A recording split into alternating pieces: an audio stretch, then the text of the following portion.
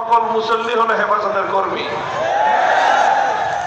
হেফাজতে ইসলামের কাজ হলো বাংলাদেশে ইসলাম বিরোধী যে কোনো অপতৎপরতাকে মোকাবেলা করা।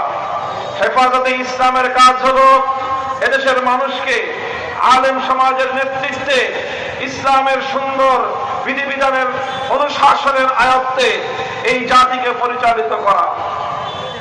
এজন্যই বিগত সরকার, আওয়ামী দুঃশাসনের সরকার, ফ্যাসিবাদী স্বৈরাচারী শেখ হাসিনার সরকার বারবার চেষ্টা করেছিল হেফাজতে ইসলামের কণ্ঠকে স্তব্ধ করে দিতে।